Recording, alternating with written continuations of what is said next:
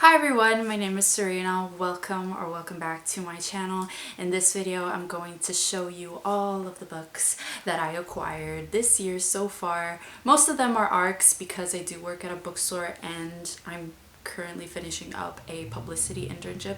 So I am getting free books. That's a big perk when you work with books. So most of them I just acquired for free. I believe I only bought one of these books with my money. Yeah, because another one was a gift. I'm gonna show you them today. The first ARC that I acquired this year was The Farewell Tour by Stephanie Clifford. This cover and the synopsis is reminding me of Daisy Jones and the Six and books by Taylor Jenkins Reid, at least her latest ones. And I love her. I love those books, so I immediately grabbed it. And from the synopsis in the back, this is about a country singer, and I don't really listen to country music, so that's also interesting to me, you know, to learn something different. But this is set in 1980 and the singer Lillian Waters is going on her farewell tour, and one of her tour stops is her hometown, which she avoided for so long because of a agonizing betrayal that happened in her childhood. So I'm excited to read this one. This came out in March. Second book that I'm gonna show you guys is a book that I talked about in my previous video. It is A Work in Progress by Jarrett Lerner. This came out May 2nd, and it's a middle grade novel in verse with illustrations about a boy called Will who experiences bullying for the first time, and then he starts developing a bad relationship with food and his body, and it's about him slowly trying to accept himself again. So it's about body image, body acceptance, themes very important to kids and adults. So I recommend this book. The third book was actually a gift from Olivia, from Olivia's Catastrophe, Forever Interrupted by Taylor Jenkins Reid. As I said, I love Taylor Jenkins Reid, and I read her latest novels, Evelyn Hugo, Daisy Jones, all of those books I absolutely love, so I really want to read more of her backlist, her older novels. I am excited to read this one, and from what I've read behind here, it sounds very sad. I don't actually understand what the plot is going to be because it says it's about this woman who meets this man. They immediately fall in love, but then like 10 days later he gets in a car accident, so they go to the hospital and his mom doesn't know anything about her. So I don't know where this story is gonna go, but it sounds very sad. Next book that I acquired, I'm so excited to read. It's already out as well, but I immediately grabbed it when I saw it because I loved a previous work by this author. This is The Last Word by Taylor Adams. I really enjoyed No Exit by Taylor Adams, and from what I understood, this is about this woman who gives a 1-star review to a very poorly written book, and then all of a sudden she starts getting death threats and calls, and you know, by I guess the author herself or himself. So it sounds exciting. And this came out in April. The next book that I acquired is a finished copy of The Inheritance Game by Jennifer Lynn Barnes, and I've seen this everywhere. This is YA. This story is about a high school teenager who gets an inheritance, but the only thing is that she has to move into the mansion to get this inheritance. And in this mansion, we have the family of this man who died, who left nothing to them. So I guess a lot of drama is gonna happen, and I wonder if this is, what is it? Is this thriller, mystery? I'm very interested. The next book that I grabbed was Everything Within and In Between by Nikki Barthelmess. This is a story about a girl who lives with her grandma, but her grandma is trying to keep her culture from her because I think she's Mexican, and her grandma just won't teach her Spanish, won't teach her anything about that, and she's just living in America, you know? I feel like that happens a lot, especially in the past. A lot of people who migrated to a different country tries to avoid teaching their kids about the country they left, but yeah, that's what's happening in this book apparently. And then she finds a letter from her mom that's currently not in her life, saying that she wants her to visit her, I think in Mexico, and she decides to do that, to go back and get her heritage back.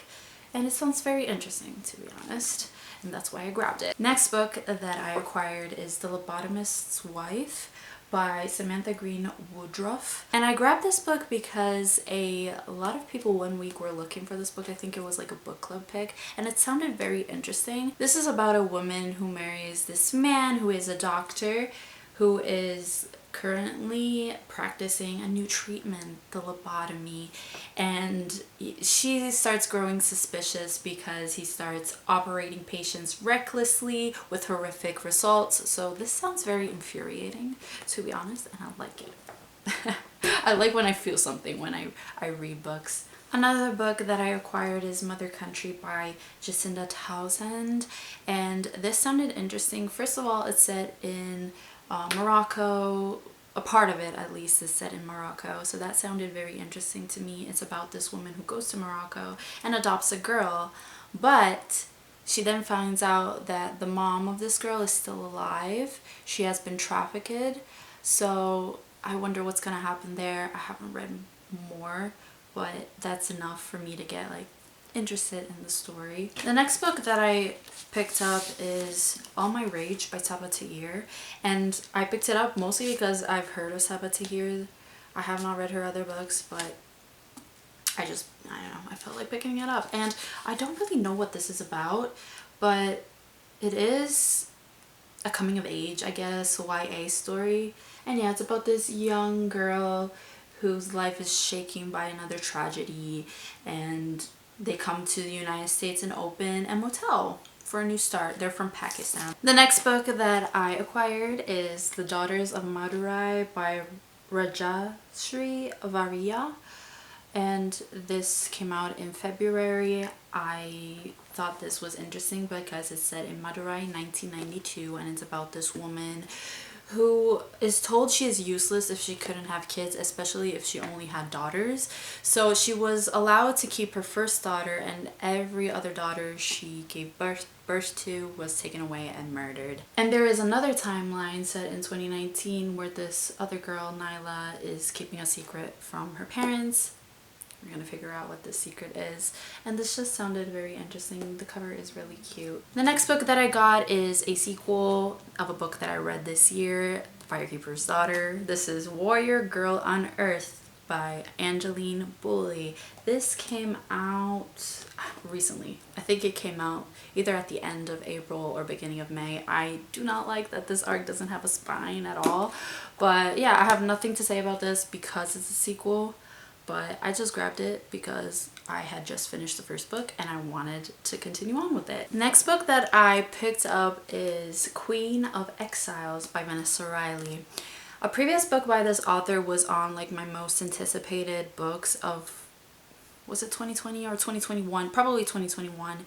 And that one was Island Queen. I did not read it yet, but when I saw this one, I immediately picked it up. This is coming out in July, and basically this author is writing about important Black women in history, and in particular this one is about Haiti's Queen Marie Louise Coy-David, who escaped a coup in Haiti to set up her own royal court in Italy during the Regency era, becoming a popular member of society. Next book that I got is actually, it's a big one. It's very hefty. It's The Marriage Act by John Marrs. I wanted to read The One by John Marrs. I haven't read that yet, but when I saw this, I immediately picked it up because it sounds interesting. It came out May 2nd, 2023, and this is about a world in which the government believes that the answer to all society's ills is the Marriage Act. So they encourage people to get married, but these marriages are monitored. Everything they say, they do is monitored. So how are you gonna live a happy life or a happy relationship if everything that you do is monitored by the government? So like that sounds very, very scary to be honest, and I can't wait to read it. Next book is the only book that I bought with my money. I went to the Strand in New York for an event and I got to see this author talk with Casey McQuiston and Tessa Bailey.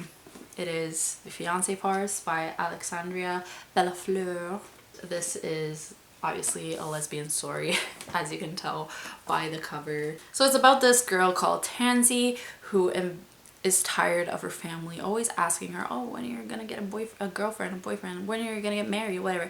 She invents a girlfriend so that they would shut up. This girl happens to be real because she is a model, a cover model, I believe. So she actually exists. She doesn't know her yet, but she actually exists. Her name is Gemma. And then of course one day they actually meet and they agree to start fake dating because Gemma wants to inherit money, so I guess she has to like marry to get her inheritance. So that's what happens in this book. Last book that I have to show you is Unearthed by Meryl Frank. This is the only nonfiction on this list, strangely, but it's about this the author who one day receives a call about a family member that lived during the Holocaust years ago, obviously, and they had photos of her, and so she decides to go on this journey to Europe and other places to find out more about this relative called Frania who lived during the Holocaust. So that's very, very interesting. I went to a couple of her author events, and that's it. These, I don't know if you can see it, these are all the books that I acquired this year so far, and I'm excited to read all of them. How many books have you acquired this year so far? I know that's a hard question for a lot of people, but if you know, let me know down below and I'll talk to you guys in my next video. Bye!